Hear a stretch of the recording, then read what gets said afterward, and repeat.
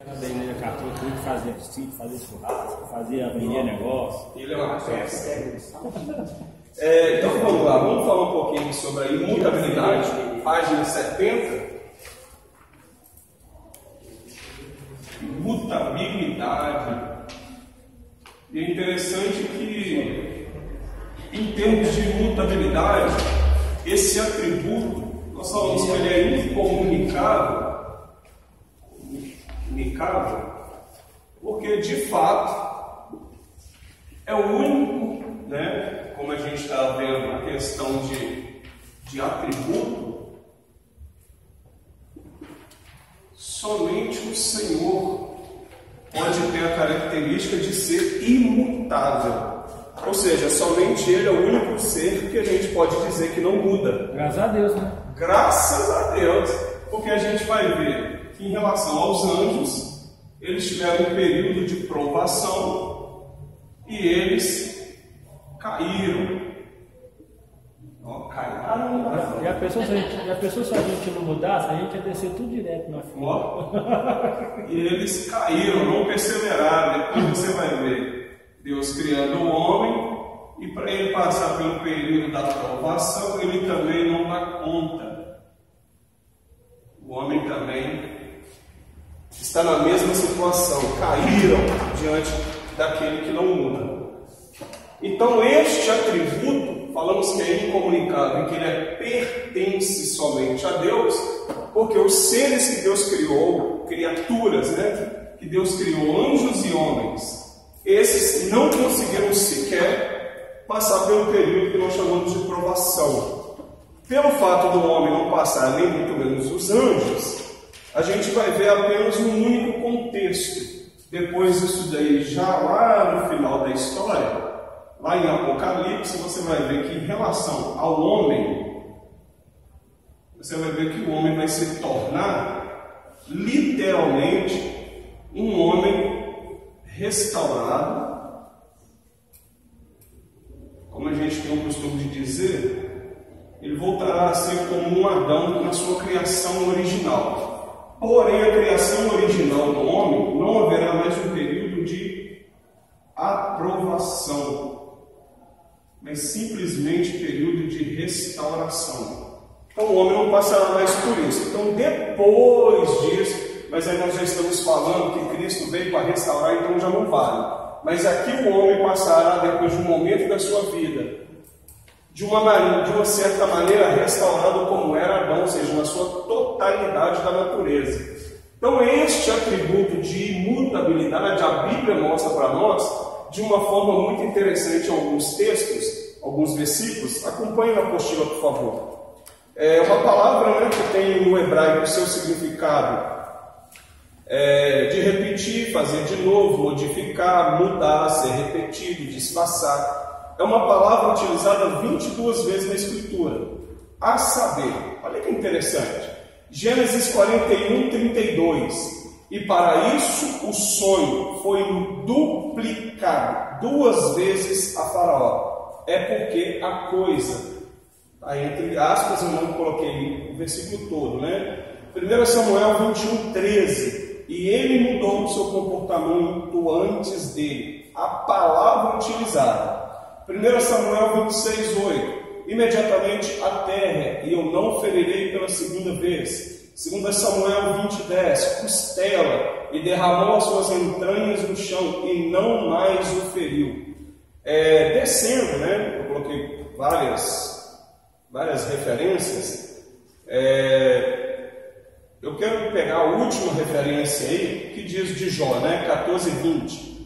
Tu prevaleces para sempre contra ele, e ele passa. Tu mudas o seu semblante e manda-o embora. Jó 29, 22. Está na próxima página, né? A suas aí está na próxima página mesmo, né? Ok. Depois das minhas palavras ele não falaram mais, e meu discurso caiu. Salmos 34, 1, um salmo de Davi, quando ele mudou o seu comportamento. Ou seja, essa palavra, no hebraico, a gente vai encontrar ela com muitos significados. Eu coloquei diversos aí. Só que o de Malaquias 3,6 é um texto, né, que provavelmente deve ser o texto mais forte que Deus fala sobre a questão dele não mudar. Ou seja, Malaquias 3,6, o Senhor lhe diz o seguinte: eu sou o Senhor, não mudo, portanto, filhos de Jacó. Quando o próprio Deus ele traz essa palavra dizendo que ele não muda em toda a sua totalidade, ele não muda na sua perfeição, ele não muda na sua palavra, ele não muda no seu caráter, ele não muda na sua fisionomia, ele é o mesmo Deus e a sua palavra permanece. O sentido de permanecer é o quê? É o sentido daquilo que ele fala se cumpre e ele não volta atrás. Aí a gente começa a pensar o seguinte: se Deus não volta atrás daquilo que ele fala, por que existem alguns textos que mostram que Deus voltou atrás, se arrependeu ou coisas do tipo? Por exemplo, se olharmos para quando Isaías, ele vai falar com o rei Ezequias, Deus levanta o profeta e fala para ele assim: olha, vai lá e fala com o rei assim para ele aprontar as coisas dele, colocar em ordem, melhor dizendo, que certamente vai acontecer o que com ele? Vai morrer. Esse texto, alguns entendem que Deus ele se arrepende ou Deus volta atrás no que ele fala. Mas quando a gente analisa o texto assim, de uma forma bem coerente, a gente consegue entender que o profeta ele se levanta, ele chega até o rei e fala: olha, apronta a sua casa porque você vai morrer, filho. Gente, todo ser humano vai morrer. Ele morreu, ele morreu, igualzinho Deus falou. A diferença é, o profeta vira para a parede e fala assim: Senhor, lembra dos meus dias e tal, segundo a oração do rei. Não o que Deus havia falado, mas segundo a oração do rei. Da mesma forma que Deus mandou o profeta vir, Deus mandou o profeta voltar. Isaías, antes de você sair, Isaías estava no pátio, se eu não me engano, volta. Por quê? Porque eu ouvi a oração dele. Vou acrescentar mais 15. Mas ele vai morrer. Mas ele vai morrer do mesmo jeito. E a palavra continua: põe em ordem sua casa. Então Deus ele não mudou naquilo que ele falou. Ele adiou. Ele só adiou. Se a gente for usar uma palavra bem humana, ele adiou a morte do rei, só isso. Você vai morrer. Ok, Senhor, eu sei que eu vou morrer, mas deixa eu morrer agora, não? Igual ele fez com Davi. Deus fala para Adão: vou te matar. Se você comer da árvore, você vai morrer. Não é essa a palavra? Adão deveria morrer imediatamente, segundo o que nós pensamos, porque o juízo de Deus tinha que ser imediato. Mas veja, Adão morre. Igual ele fez com Davi, que ele falou que ele dividiu o reino e orou e falou: não, então depois que Salomão morreu, eu divido. Depois que você morreu, eu divido. Mas a minha palavra é: eu vou dividir. Outra coisa que Deus fala com Davi, muito interessante: Davi, pelo fato de você ter matado o seu grande amigo, que fica lá no exército, na frente lá do exército, ter deitado com a mulher dele, o fato de você deitar com a mulher dele, eu mato o menino. E Deus matou. Mas pelo fato de você ter feito uma covardia, ou seja, ter praticado uma iniquidade, pelo fato de você ter sido tão mal para com ele, e da mesma forma que aconteceu, ou seja, por causa da espada, a espada nunca sairá da sua casa. Esse foi o pior castigo de Davi. E se você pegar a história, toda a história de Davi no geral, você vai ver que tudo em Davi, a espada sempre esteve presente na casa dele. Até chegar em quem? Jesus, que é coisa da escola dominical, Grace. Até chegar em Jesus, que foi o único que pôde enfrentar a espada. O único, ou seja, a espada só teve fim aqui, ó. Só. Então, toda a história, toda a vida, depois que Davi morre, Davi tem que correr primeiro, claro. Tudo que acontece em toda a história da casa de Davi, tudo, gente, tudo. A espada está envolvida, ou seja, a justiça e o juízo de Deus vem. Então Deus, no momento nenhum, ele muda. Então tudo aquilo que Deus fala ao meu e ao seu respeito, querido, ele não vai mudar de opinião. Não importa o que eu ou você faça, ele não muda de opinião. É aquele negócio, né? Você vem pela dor, você vem pela dor.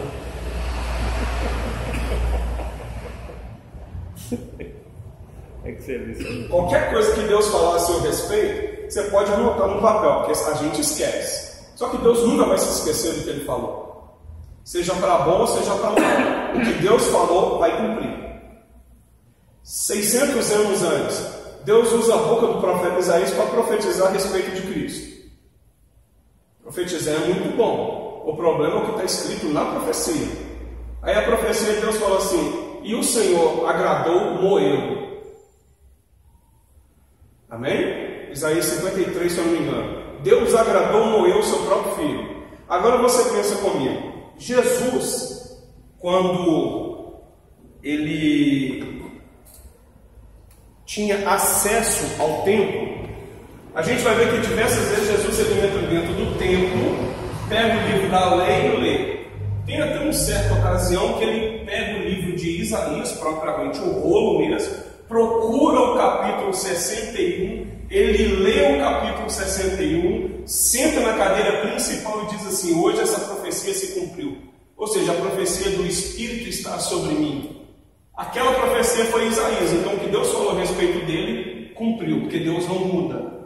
Mas o próprio livro de Isaías que Jesus conhecia, no capítulo 53, fala que ele vai ser moído. Então agora você pensa Jesus pegando um livro onde está sendo escrito dele, e ele lembra que vai vir um dia, quando ele começar o ministério dele, e ele foi entregue para a morte, que ele vai ser moído. É moído, não é palminha não, é moído. Pensa ele já lendo isso. Ou seja, meu pai não muda nas suas palavras. O problema, pastor, é que nós falamos demais, sabe, na igreja, né? Deus, ele fala pouco. E aí, como o homem fala demais, e aí as coisas não acontecem, a gente fala que Deus mudou. Por exemplo, Deus ele fala uma palavra: ó, vai acontecer isso. Só que o irmão falou que não vai acontecer de outro jeito, vai ganhar isso. 500 palavras do homem, só que Deus tem uma palavra só. E aí a coisa vai mudando, porque Deus mudou, porque Deus mudou. Não falei nada disso. Eu não sei você. Só que pessoas falaram no nome, falaram que eu estou falando. Aí você vai falar isso, aqui, falar no nome dele. Mas o que Deus realmente falou, ele não muda não. O problema é que a pessoa está falando mais. E aí não acontece, aí joga para Deus, é fácil. Eu não sei vocês, mas eu acho que tipo assim, quando Deus não fala com a gente, geralmente é porque você está no caminho certo. Quando Deus abre a boca para falar, se a gente pegar dentro do contexto bíblico, Deus ele abre a boca para poder falar, para poder exortar o seu povo, ou seja, para falar com o povo que vocês estão andando um caminho diferente, volta para o caminho. Deus ele vem para poder falar, para consolar o povo, e Deus também vem para edificar o povo. Que é justamente o que depois o apóstolo Paulo ele escreve para Timóteo, explicando sobre para que servem as Escrituras, que é justamente o que Deus faz. Se Deus sair fora disso daqui, eu já fico um pouco meio com o pé atrás, porque Deus ele não muda nas suas palavras. Se ele não muda, significa que Deus literalmente ele fala pouco. Ele não precisa falar muito para que eu creia, mas eu preciso ficar muito mais calado para entender o agir dele. Aí é diferente. Se for pegar na Bíblia, Jesus ele falava uma vez só: fala para o povo isso. Fala isso. Fala isso, fala e acabou. Ué. E aí está o nosso grande problema, que a Bíblia, tirando alguns pontos, ela não dá um período de espaço, um período de tempo. É mais ou menos aquilo que eu comentei ontem. Quantos anos tinha Caim e Abel quando ocorre aquele fato que está narrado na Bíblia?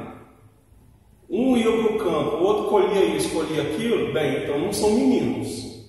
Não é uma criança. Se não é uma criança, nós estamos falando de uma pessoa madura.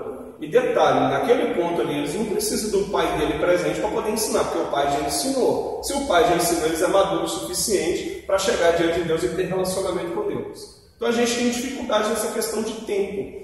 A gente não consegue, às vezes, mensurar o tempo que está passando. Você olha para as Escrituras, ela não se importa, tirando alguns pontos, ela não se importa em ficar falando com você assim: não, daqui até aqui passou tantos anos. daqui até aqui passou 2, 3, 4 gerações. Ela não se importa com isso. Tem pontos que são fundamentais. Ah, isso aconteceu em tanto tempo. Ah, no tempo do rei fulano. Aí você pega o tempo do rei fulano e o tempo do outro rei, você consegue mensurar o tempo que acontece. Tirando isso, alguns pontos Deus ele não se interessa em ficar relatando para nós essa questão de tempo. Aí é onde a gente precisa acreditar e a gente precisa esperar, literalmente, esperar o tempo dele, que ele já falou. Só que aí a gente, como é homem, a gente quer falar muito em cima daquilo que Deus já falou. E diga-se de passagem, a gente fala muito mesmo, né? Continuando na apostila, por favor. O grego trata a palavra da seguinte posição: ametatetos, ou seja, imutável, intransferível, fixo, inalterado. Os dois textos do Novo Testamento que trazem esse termo estão no livro de Hebreus, a saber, Hebreus 6,17 e Hebreus 6,18, que diz o seguinte: por isso, querendo Deus mostrar mais abundantemente a imutabilidade do seu conselho aos herdeiros da promessa, se interpôs com um juramento. Versículo 18: para que por duas coisas imutáveis, nas quais é impossível que Deus minta. Bem, para Deus nada é impossível. Mas a mesma Bíblia diz que é impossível que Ele minta. Claro que a gente já entendeu o sentido de falar que alguma coisa é impossível para Ele. É impossível porque Ele não pode ir contra o seu próprio caráter. Deus não peca e nem leva alguém ao pecado. Isso é impossível para Ele, porque Ele está indo contra a sua própria natureza. A natureza de Deus é a santificação, ou a santidade. Aquele que se aproxima dele tem que se aproximar em santificação. Então é impossível. Versículo 18, para que por duas coisas imutáveis, nas quais é impossível que Deus minta, tenha a firme consolação nós os que pomos no nosso refúgio, em reter a esperança proposta. Do latim immutabilitate, ou seja, característica daquilo que é imutável, que não muda, ou não pode ser modificado. Designação de inalterabilidade ou invariabilidade. Se a gente parar para pensar em coisas que não podem ser mudadas, o homem pensava, no início, quando começou, por exemplo, a descobrir o átomo, que o átomo seria uma coisa imutável, era uma coisa fixa, era somente aquilo. Mas depois, com o tempo, o homem descobriu que era possível quebrar uma partícula de átomo, uma molécula, e depois do átomo, eu não sei qual é o nome que dá, porque tem muitos anos que eu não vejo sobre isso. E assim, se a gente começar a analisar as coisas que Deus criou e fazer uma comparação ao que pode ser imutável e ao que não pode ser imutável, utilizando dessa designação, ou seja, característica daquilo que não muda. Se a gente parar para pensar, o que não muda nessa terra? O que não muda daquilo que a gente conhece? O que não muda? Claro, tirando a palavra de Deus, não estou falando no sentido de criação. O que não muda? Vocês conhecem alguma coisa que não muda? Em hipótese alguma? Só o nascer do dia. Muda. O nascer do dia muda. Assim como a noite também, O que a gente poderia relatar e dizer assim, isso Deus criou, isso daqui não muda.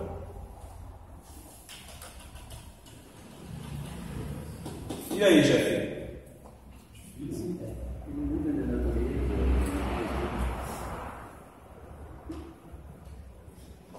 Esther?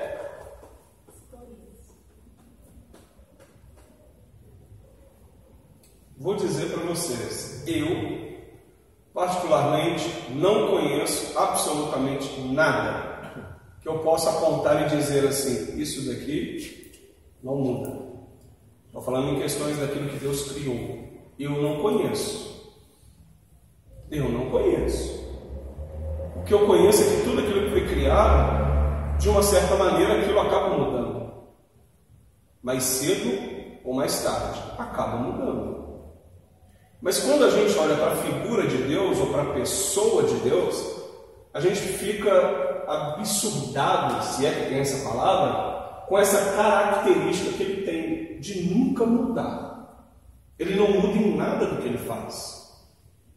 E é tão interessante pelo fato dele nunca mudar por aquilo que ele faz, porque isso nos dá uma garantia tanto boa, mas ao mesmo tempo uma garantia que nos remete medo.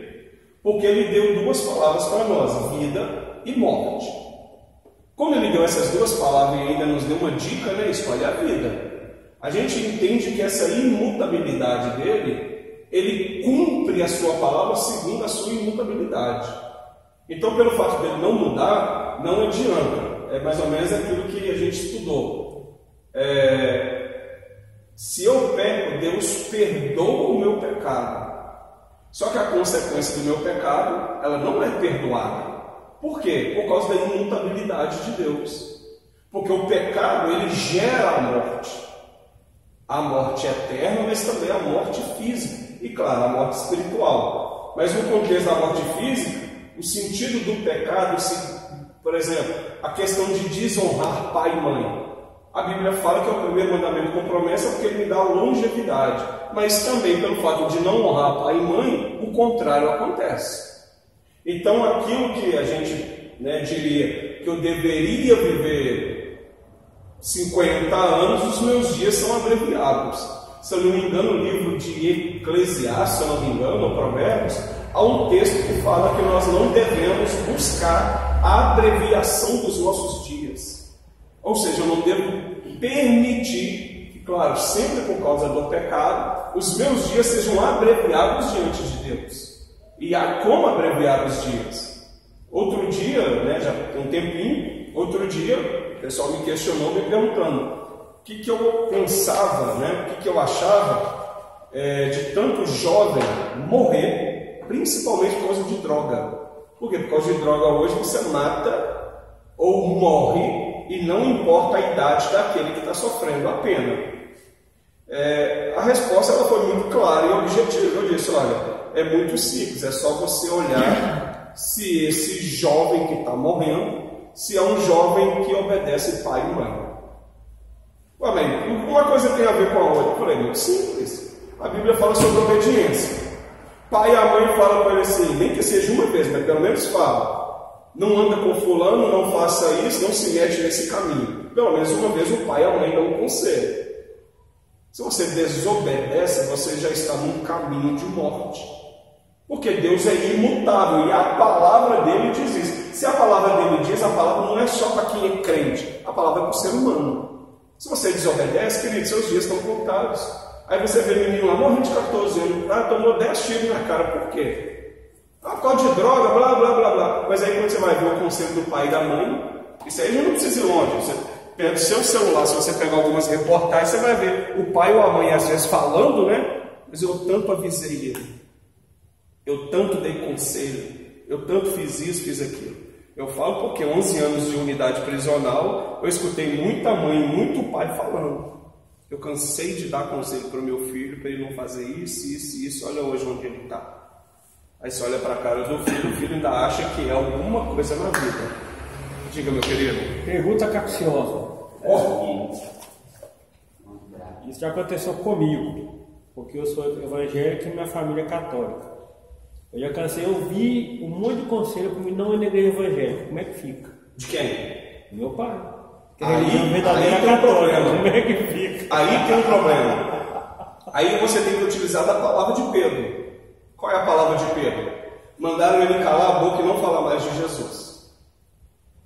Ele disse, melhor obedecer a Deus do que aos homens. Aí é diferente, porque você estaria quebrando um princípio de Deus. Porque a gente sabe que não é de maldade, mas... Não, a gente sabe. E qual é o princípio de Deus? Aí é Jesus que ensina. Jesus fala que por amor a Ele, ou a palavra, nós seríamos aborrecidos pelo mundo. O mundo se tornaria o nosso inimigo. Quando a gente olha para esse contexto, pai, mãe, tio, fulano, não vai não sei o que, esse Jesus seu é um trem, blá, blá, blá. Só quer dinheiro, aquele... Só que aí você está quebrando um princípio. E qual é o princípio? Você ama mais os homens ou a Deus? Aí já entra a questão de princípio. Mas quando eu falo questão de obediência, são as questões da vida. Mas quando envolve as questões de Deus, aí, meu irmão, melhor obedecer a Deus do que aos homens. Ali tem um outro lado também, né? Que às vezes não é só a família ser contra você ir na igreja, é a família te usar aquilo ali para você pecar também. Porque às vezes não é, a parte difícil não é você falar assim, não, a igreja é isso, a igreja é aquilo, é você se manter cristão naquela hora, que é muito complicado. É muito difícil. É complicado nisso. Por gentileza, abre a Bíblia suas aí. Salmo 118. Por favor. Salmo 118, verso 8.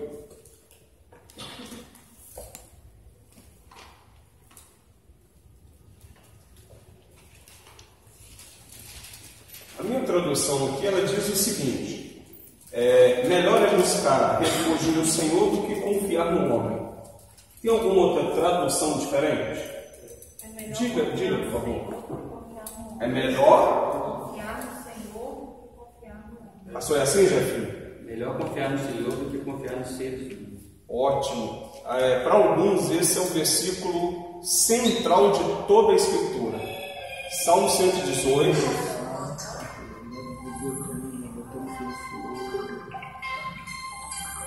Silencioso seu aí. Vou pedir o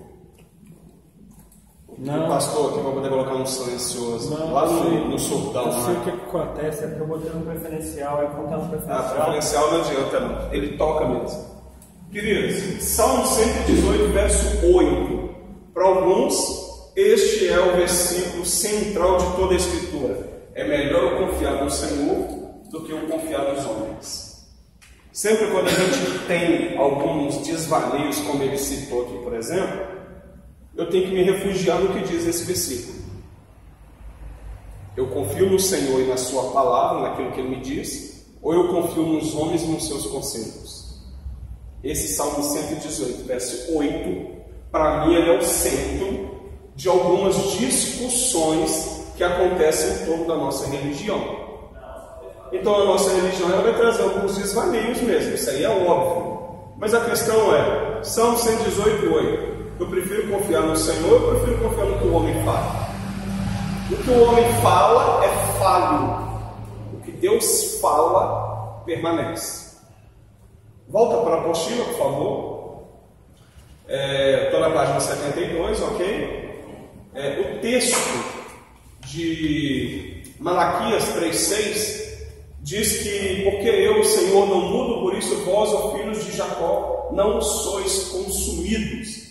Explica sobre o texto citado, Matthew Henry. Aqui temos a imortalidade de Deus, declarada por Ele próprio e glorificada nos seguintes termos, 2 pontos. Eu sou o Senhor, eu não mudo, e por isso nenhuma palavra que eu disse cairá por terra. Em ambos os casos, ele é imutável. Embora a sentença lavrada contra as obras iníquas não seja executada rapidamente, que é no versículo 5 de Malaquias 3, não seja executada rapidamente, ainda assim será executada, pois ele é o Senhor. Ou seja, deixa eu ler aqui, fica aí na apostila, por favor.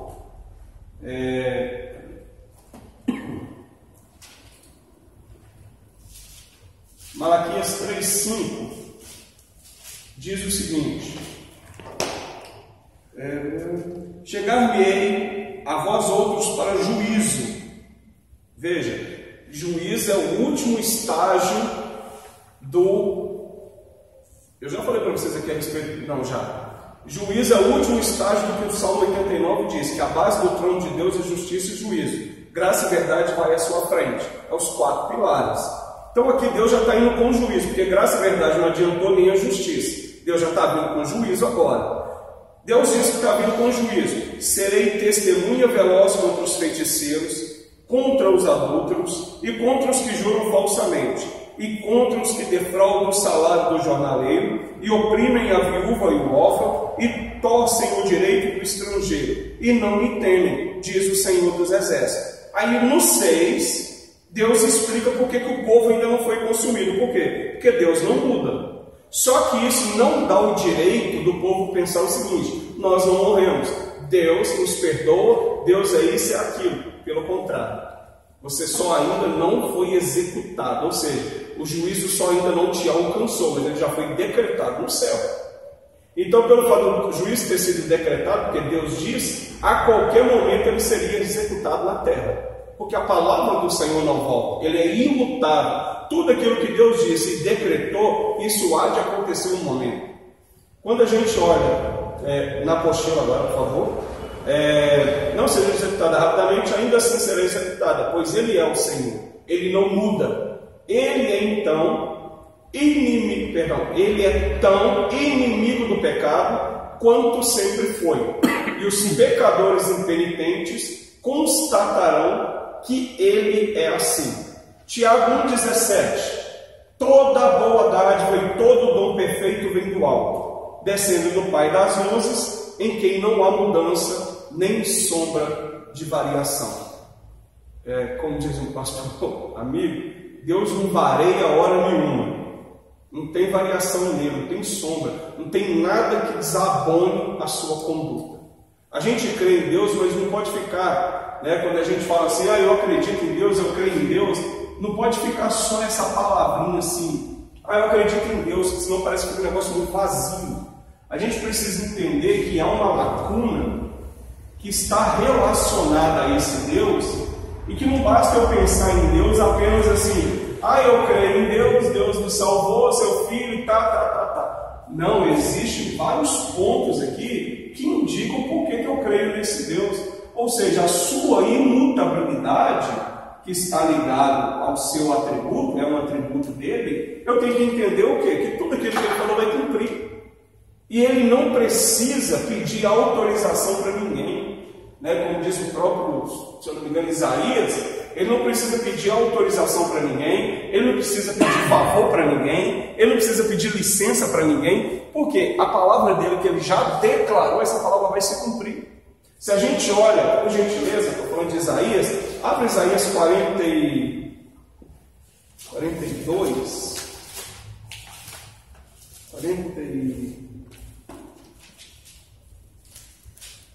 45, por favor.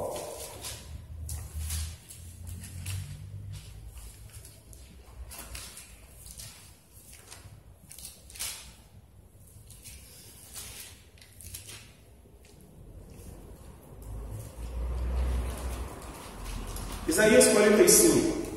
Assim diz o Senhor ao seu ungido, a Ciro a quem tomo pela mão direita para bater as nações ante a sua face, e para discingir os lombos dos reis e para abrir diante dele as portas, que não se fecharão. Eu irei adiante de ti, endireitarei os caminhos tortuosos, quebrarei as portas de bronze e despedaçarei as trancas de ferro. Dar-te-ei os tesouros escondidos e as riquezas encobertas, para que saibas que eu sou o Senhor, o Deus de Israel, que te chama pelo nome. Esses 3 primeiros versículos, Deus está falando de um rei que ainda não tinha nascido, Deus está falando o nome do rei, Deus está falando o propósito da vinda do rei, e Deus está falando coisas que vai surpreender o rei. Quando o rei, e a gente sabe, ele tinha conquistado, ele venceu a Babilônia, Dario venceu a Babilônia, e depois Ciro venceu Dario. Ele se torna o rei Medo-Persa, do Império Medo-Persa, que conquista quase o mundo inteiro. Só que quando ele realmente toma o poder, Israel, como ela tinha sido escravizada por causa da profecia de Jeremias, ela foi escravizada durante as 70 semanas, a gente vai ver que o povo vai ser libertado por um rei que nem sequer sabia que existia uma profecia a respeito dele. E você vai ver que a história conta, Flávio José conta a respeito dessa história, que quando o povo chega diante do rei, os anciãos, é claro, e mostra o livro da lei para o rei, e claro, tem toda a investigação a respeito disso, a gente fica assim pensando, por que o rei acreditou e literalmente o rei libertou o povo? Só que o rei liberta o povo da seguinte maneira: vocês estão libertos para voltar, e depois a gente lendo o livro a gente entende isso, vocês vão voltar para dentro de Jerusalém, vai edificar o templo do Senhor. Só que isso não significa que o povo ainda não era escravo de Ciro. O povo tinha sido liberto. Só que como o Império Medo-Persa tinha dominado o mundo inteiro, aquilo dali ainda fazia parte do Império. Então eles pagavam impostos e tal, que não é para a nossa aula, né? Mas veja, Deus já tinha decretado. Agora você pensa um rei pegando uma carta, profeticamente, lendo a respeito do nome, e esse Deus se revelando dizendo assim: eu sou o Deus de Israel. Ou seja, eu sou o Deus de Israel. Quem é Israel? Esse povo que está cativo. Eu sou o Deus desse povo. Eu sou um Deus que eu vou abrir as portas diante de você. Eu sou um Deus que você não me conhece, só que eu vou te dar os tesouros escondidos. A gente sabe que tipologicamente isso aqui é uma profecia de Cristo. Mas o ser humano, o Ciro mesmo, a pessoa, quando ele leu isso aqui, ele deve ter falado: gente, esse Deus é Deus mesmo. Porque, se eu não me engano, uns 400 anos mais ou menos que ele escreve, para depois a profecia se cumprir. Aí você pensa, a cabeça desse cara: gente, que Deus é esse que escreve, ele fala do meu nome, ele fala que me chama pelo nome, e se eu não me engano pelo sobrenome. Agora lê comigo no versículo 13, por favor. Não, versículo 11, perdão. Versículo 11 diz assim: assim diz o Senhor, o Santo de Israel, aquele que o formou. 2 pontos. Quereis acaso saber as coisas futuras? Quereis dar ordens acerca de meus filhos e acerca das obras de minhas mãos? Eu fiz a terra e criei nela o homem. As minhas mãos estenderam os céus, e a todos os seus exércitos dei as minhas ordens. Eu, na minha justiça, suscitei a Ciro, e todos os seus caminhos endireitarei. Ele edificará a minha cidade e libertará os meus exilados, não por preço nem por presente, diz o Senhor dos Exércitos. Se você olhar, Ciro liberta o povo. Todo escravo ele tem que ser comprado, tem que ser pago. Só que Ciro liberta o povo, ainda dá prata, ouro, e o que o povo precisava para edificar a casa do Senhor. Então veja, aquilo que Deus fala e a profecia que Deus diz, querido, ninguém consegue impedir essa palavra de se cumprir. E não importa o que ele falar. Gente, tem tantos testemunhos que a gente vê Deus, né? Testemunhos, relatos, que às vezes Deus falou com uma pessoa a respeito de uma obra, de alguma coisa, uma coisa vindoura, e parece que no meio do caminho aquilo se quebra e parece que não vai. Aquele negócio parece que nunca mais vai dar certo. Aí você chega lá na frente, aí Deus vem, restaura a pessoa, ou as pessoas que seja, restaura o negócio e vem, e a obra que Deus tinha falado anos anteriores, aquele negócio se cumpre assim, como que da noite para o dia. As pessoas olham e nem acreditam. Não, é Deus mesmo que está fazendo esse negócio? Não, é Deus mesmo, que foi Ele que falou. A questão é, aquilo que Deus fala com a gente não somente tem que crer, mas a gente precisa sempre se lembrar aquilo que Deus fala com a gente, para que sempre essas promessas não caiam no nosso esquecimento, porque Deus vai fazer o que tiver que fazer para a palavra dele se cumprir. E mais uma vez, não importa o que ele faça, a palavra que ele disse, ele cumpre, porque senão, aquilo que ele está falando não cumprir, ele é um Deus mentiroso. E ele não é. Por favor, vamos ler só mais um pouquinho na apostila. Lá no finalzinho, perto do rodapé, diz assim, ó: e porque alguns textos, acharam aí? Ok.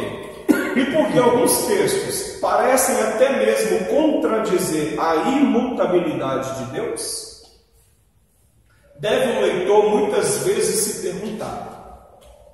O texto de Gênesis, por exemplo, ensina que, 2 pontos.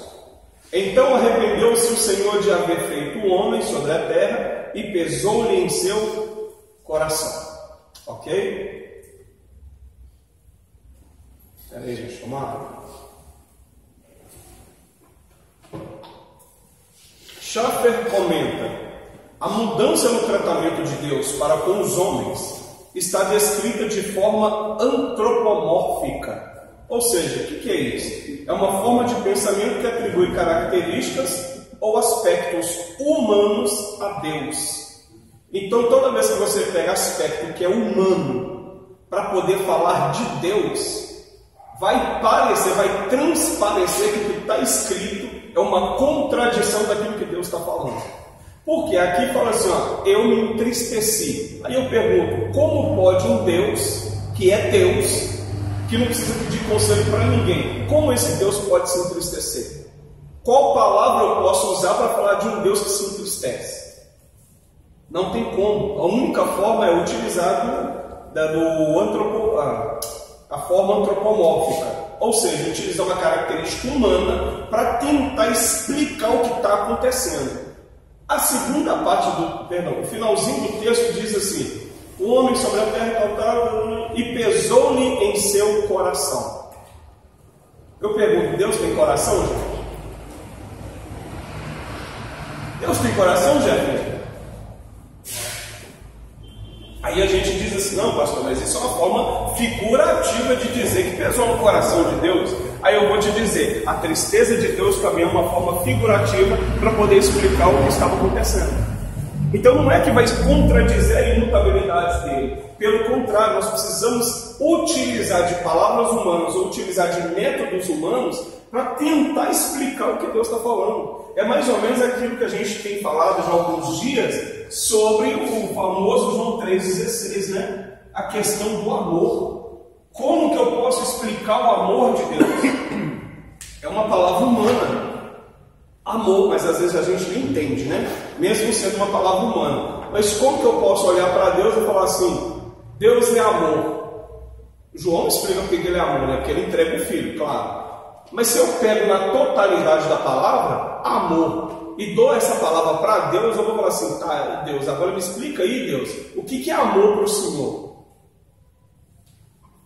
Eu vou usar as palavras de Davi. É coisa riquíssima demais para mim. Tal ciência muito grande. Eu não consigo compreender. Então veja, mais uma vez, tem vários textos na Bíblia, mas esse de Gênesis é um dos mais utilizados para as pessoas falarem que Deus se arrependeu de fazer o homem. Deus não se arrepende de nada do que ele faz, gente. Seria um negócio até meio esquisito. Pensa bem comigo. Pensa bem comigo assim, ó. Deus, além de ser onisciente e ter a presciência, Deus, a gente sabe que Ele era e há de vir, ou há de ser, né? Vamos pensar assim de uma forma bem humana. Deus está aqui nesse ponto aqui. Só que Deus já conhece esse ponto aqui, correto? Ele já sabe o que vai acontecer aqui. Ele é Deus.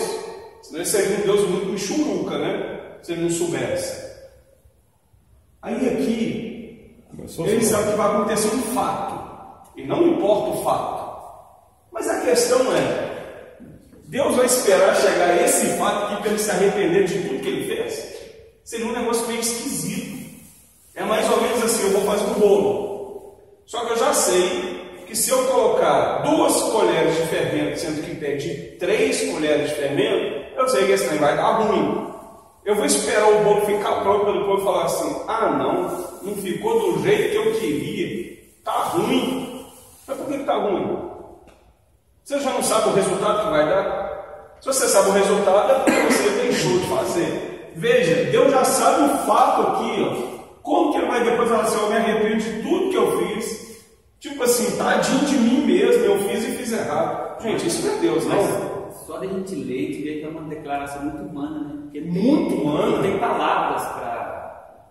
Como que a gente pode... Se a gente não usar essa palavra aqui, vamos pensar assim, o que Deus poderia dizer no dia que ele olhou para o homem e viu o que tinha acontecido? O que Deus poderia dizer? Ele mesmo. Só palavra humana vem na cabeça. E aí? Então, a utilização dessas coisas, por isso que eu falo, gente, quando a gente... Pastor, mas aí também a gente entende que, principalmente no Antigo Testamento, né? A maioria dos versículos onde tem uma expressão forte de Deus, onde entra a palavra humana, tanto algo bom, algo ruim, a gente nunca vai saber o real sentimento porque só tem palavras humanas para tentar, igual o Davi falou, né? É muito rico, é riquíssimo e algo. Assim, a ciência, né? O conhecimento é grande demais para mim. Eu falo aqui, mas eu não faço nem ideia de como é que é o sentimento de Deus. Mas é aquela coisa, tem que escrever uma palavra. o ser humano não se colocar no centro momental, não. Aí é que está o detalhe da coisa. A maior dificuldade nossa, talvez, Esther, seja justamente esta: não nos colocarmos no centro. Porque, na verdade, o centro é Deus. É o famoso, né, Shema. Ouve, ó Israel, o Senhor teu Deus é o único Senhor. Ele é a pedra. Estou utilizando Cristo, mas não é Deus. Ele é a pedra, ele é o fundamento. Eu tenho que me basear nele. Ele é o centro daquilo. Se eu tiro ele e me coloco, essa estrutura cai. É mais ou menos, deixa eu só explicar isso aqui, gente, só para a gente ir tomar café. Não sei se você está doido para tomar um café.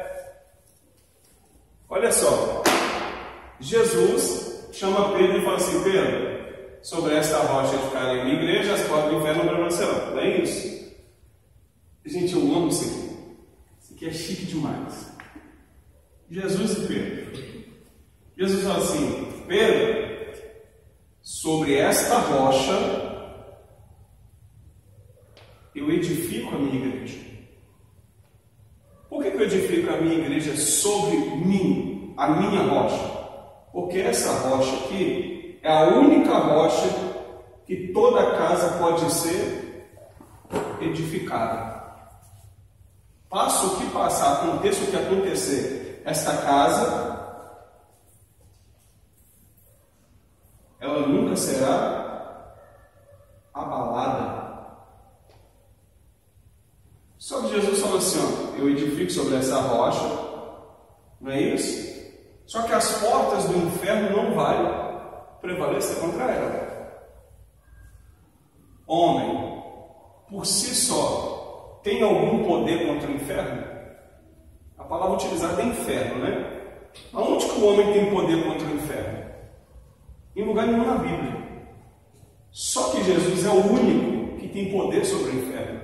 Aí para Pedro, ele diz o quê? Eu te dou as chaves. Chave de quê? Opa, perdão. É porque falta. Essa campanha aí foi boa. Desculpa, eu esqueci de colocar a igreja aqui. Essa campanha é boa. Querido, só que para Pedro, Jesus dá o quê? As chaves da igreja para Pedro. Veja, a igreja está edificada em Cristo, só que ela é simbolizada em Pedro. Simbolizada, porque Jesus entrega a chave para ele. Aí Jesus fala assim: ó, tudo que ligar, não é assim? Só que para ligar tem que ter o quê? No mínimo 2. Na lei era no mínimo 10. Porque tem que haver uma concordância entre duas testemunhas. Estou te dando chave. Chave, além de significar autoridade, claro, né, gente? É um simbolismo que abre e fecha alguma coisa, claro. Mas veja, tudo que ligares na terra será ligado no céu. Qual é o sentido de ligar? Vai ser aquele mesmo sentido, o mesmo de quando Jesus envia de 2 em 2. Porque de 2 em 2, o que eles faziam? Em concordância, eles ligavam aquilo que estava fundamentado em Jesus, que está lá em Lucas, capítulo 9. Eles utilizavam a pedra, a rocha, o nome, porque a autoridade está sobre ele e não sobre ele. Quando a gente fala de rocha, rocha na Bíblia fala de estrutura. Por isso que a casa é edificada sobre a rocha. E outra coisa na Bíblia que fala de estrutura é isso aqui, ó. Osso. Osso na Bíblia fala de estrutura.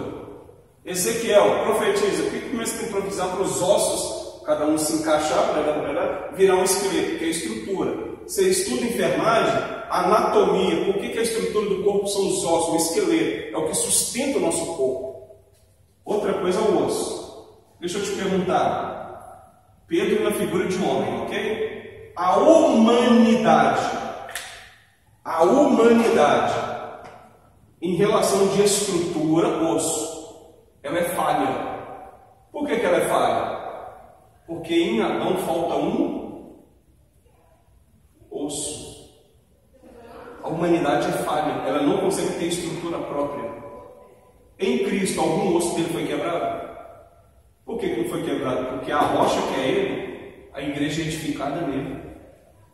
Ele é o centro, tudo é nele. A partir do momento que eu acho que eu sou, aí eu estou lá no nome de Deus. Eu sou. Eu sou o quê? Aí eu sou o que você quiser. Eu sou a chave que abre, eu sou isso, eu sou aquilo. Querido, Ele é. Só que Ele deu para nós um negócio que se chama chaves. E não é para o SBT, mas é chaves. Ele deu para nós.